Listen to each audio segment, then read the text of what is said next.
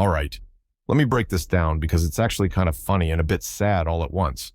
There's this trend where a handful of women are making these bold stands, vowing not to sleep with men unless they commit, shaving their heads as a statement, that kind of thing. It's supposedly based on the 4B movement from South Korea, although to call it a movement is generous. It's really just a tiny fraction of women taking part, and interestingly, it tends to attract the type of women men aren't generally looking to commit to long term, aside from maybe a quick romp. So, from the start, it's a bit self-defeating and even self-destructive. And here's the kicker. A lot of women are actually speaking out against it, calling it out for being counterproductive. Some of them even appreciate it because, in a way, it removes potential rivals for the men they're interested in. Sure, it's evolutionary biology thinking, but you ignore those instincts at your own risk. And that's what I'm saying. Right now, only a small percentage of women are actually following through with this idea of not sleeping with men unless they commit or shaving their heads bald as a statement. And honestly, I'm glad they're doing it. The moment I see a bald-headed woman, I immediately think, she's one of those. They're just shooting themselves in the foot. The irony here is that men have been asking for more commitment before intimacy, so these women are essentially doing what men have been wanting all along. The only men who might feel the impact of the shift, if it actually takes off, are the ones who aren't serious about relationships, though honestly, I doubt it will last, given the nature of these women. I mean, look at that whole short-lived man versus bear thing that blew up for a minute, then fizzled out just as fast. People realized it was completely skewed and based on ridiculous logic and faulty data. It was doomed from the start, and I see this movement headed down a similar path. And let's be real, some of these movements are probably just schemes to sell products, like take the whole blue bracelet thing. I wouldn't be surprised if the idea was planted just to sell something to them, likely by a woman-owned business that's right-wing or capitalist. Someone who knows how to massage their ideology and stroke their egos just enough to cash in on it. They're getting fleeced, and half of them don't even realize it. As men, we see this stuff, and yeah, there's empathy there. We understand that some of these ideas come from a place of frustration or confusion. And look, I know this might come off as patronizing, and these types will probably label it that way and dismiss it. That's okay, because the proof is in the pudding. Just compare the lives we're leading to theirs, and the difference speaks for itself.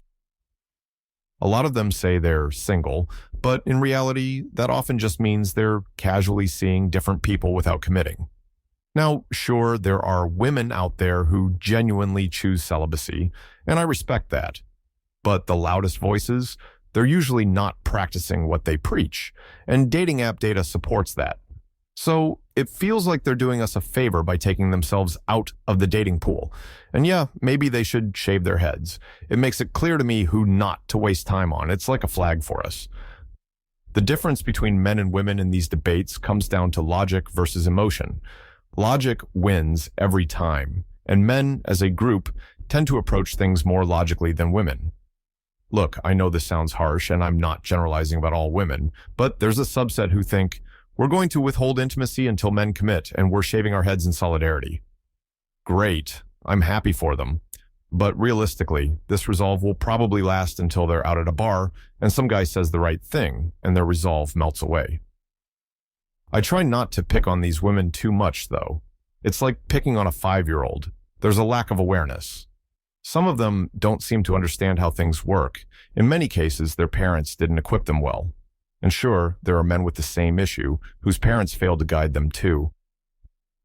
The thing that gets me is, if these women or men were taking these stands based on facts and real convictions, I'd have more respect for it. But the media has brainwashed so many people. Take that famous Trump clip, for example. When he said, there's fine people on both sides, the media only showed that snippet. But if you watch the full clip, he condemns both the radical left and the radical right before saying that. He was clearly referring to non-radicals. The media, though, doesn't show the full picture. I found myself doing my own research before voting, looking at full clips from both sides. It was eye-opening. Trump turned out to be more moderate than he was portrayed. Now, don't get me wrong, he's a grandiose narcissist, no doubt about it. But grandiose narcissists are actually easy to manipulate because they want to look good, so it's straightforward to steer them in a certain direction. This is why I avoid talking politics with most people. It's exhausting. When I do talk about it, it's with people who can back up their views with data. If someone can challenge my perspective with facts, I'm all for it, and I'll reevaluate. I believe it's possible to hold conflicting ideas and see value in both, which is what cognitive dissonance boils down to. We often feel uncomfortable with conflicting beliefs, so we pick one to avoid that discomfort.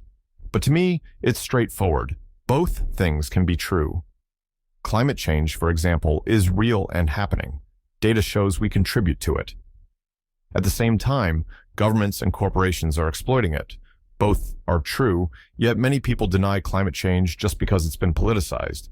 It's frustrating because it's such black and white thinking. Life isn't black and white. Yes, there are things that are objectively wrong, like harming kids. That's clear-cut. But most situations, they fall into shades of gray. I grew up thinking things were black and white, but the military opened my eyes. There are billions of shades of gray, and most things in life sit somewhere in the middle. It's just how it is. In the end, I just find myself shaking my head at all of it. Life is complicated enough without everyone trying to play these mind games or adopt extreme stances that don't even hold up to their own beliefs. And look, I'm all for standing for something, but at least base it on reality.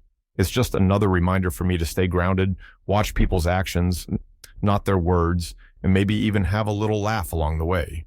At the end of the day, I think we're all just trying to find some clarity in the mess.